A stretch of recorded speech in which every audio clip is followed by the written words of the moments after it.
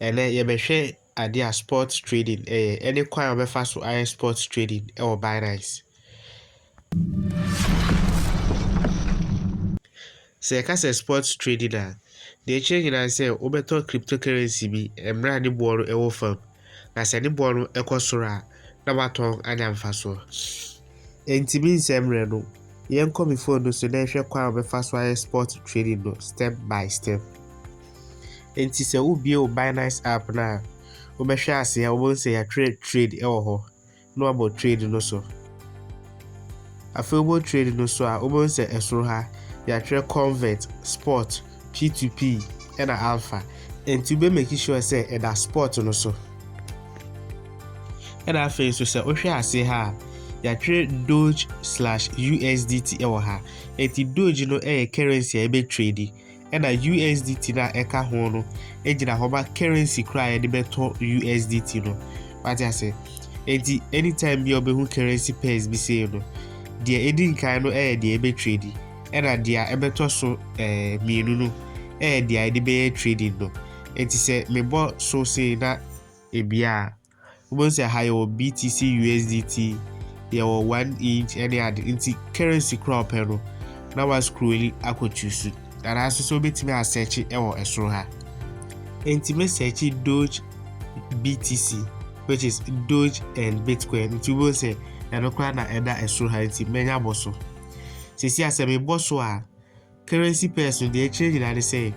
me be trade Doge but me the BTC and be trade so what you say enti se me cyber back na me bo Doge USDT a na just me be trade Doge nemo misika no ewo USDT what you say nti ohwe esoro ha so obehu buy and sell ewo ha buy no ekye say ubeto Doge and a sell no so ekye say wo Doge a wo ton nti se ohwe buy and sell no ase ho so a ubehu market price ewo ho se enda market price na se obo buy and sell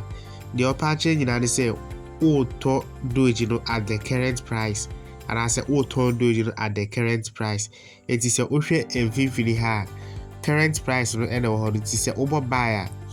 not just a turn Doge no CCI na the price no be 0.9163 USDT so na obo sell so that just a turn Doge this CCI it yen fa say ye beto a e be ba bo total amount of Doge a pese to e o ha bat we no obebon in USDT what I say ebia USDT dodo a pese o de to Doge no enumum no bebo ahye ha afi obo hye ho a ohwe ase ha obo nsi atwere estimate fee eno che say fee a ye betew se o pese o to 1 Doge na fees a on betew we are now about buy na che say sisi I wan to Doge eno no so ohwe so na say unim the number of Doge a ope na ebia unim se de obebon in USDT a ubetiba aboba bi USDT no wono arrow no so na wa select Doge enti se Doge no eba say a ubebo Doge dodo opese woto ana se woton no uwia no abo buy se woton so a na abo sell enti bon say immediately na no Doge no beba be good account what I say esa say the market price se me boba bia market no e wona wo say e limit market and a stop limit inti se me to limit no so a we no ebe ma me kwai ama ma to Doge no emra adru bo a me pese meto what I say ebi o ha me pese meto no sesi e ya metwen se e bo no emra fam kakra na se e bo no enko soro kakra what I say inti se eno da so na wo se ba bi atwe price into bracket USDT no eho na obebo ebo na opese edru ansa na wato no eho na obebo ahye enti ebia me pese Doge no bo edru 0.9200 ansa na mato a mebo ahye ho no me wi na mabebo amount of Doge a me pese meto enti ebia me pese meto 10 Doge a mebo 10 ahye ho mebo 10 ahye ho no enti bo 10 no so amount kro betua no na e betwira gu total USDT what I say enti se number bi ope bia no obo hye ho a ye be kire USDT dodo obehia ansa na odi ato sa Doge no open so a wobɛtumi abɛbɔ amount no ahyɛ ase ha baabi a total USDT no no ebia na USDT no ɔde bɛtɔ a nti wobɛbɔ USDT no ahyɛ hɔ no yɛmfa sɛ 1 USDT a ɛbɛkyerɛ me doge dodo a manya sɛ wate ase nti sɛ sell nso a saa the same thing na wobɛyɛ no wobɛbɔ amount a wopɛ sɛ ɛduru a ansa na watɔn woyɛ no wabɔ amount of doge a wobɛtɔn na wabɔ sell nti sɛ boɔ no ɛba bɛduru hɔ a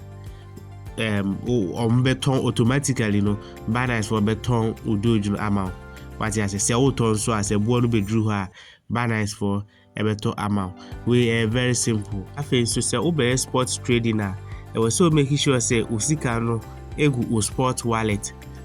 spot wallet no wopɛ sɛ transfer sika no ɛkɔ spot wallet a ɛno ara sɛ wobɛhwɛ aseɛ ha yɛatwerɛ asset ɛwɔ hɔ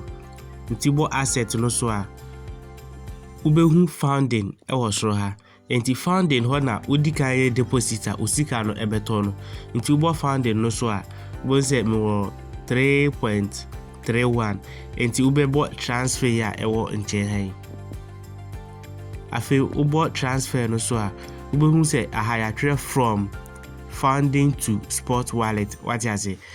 na kyerɛ sɛ transfer sika from founding to spot wallet nti wohwɛ ase ha so wobɛhu coin no so ɛkyerɛ currency kora wo transfer no nti sɛ mebɔ so say a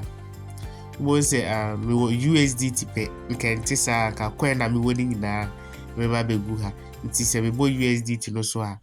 na mabɛbɔ amount of USDT a mepɛ sɛ me transfer nti ebia 1 USDT na mabɔ confirm okay nti me back to me spot wallet obo say me wɔ 1 USDT ɛwɔ ha wate ase saa so na pɛ sɛ wo convert ɛde kɔ funding so a wobɛtumi asu the same procedure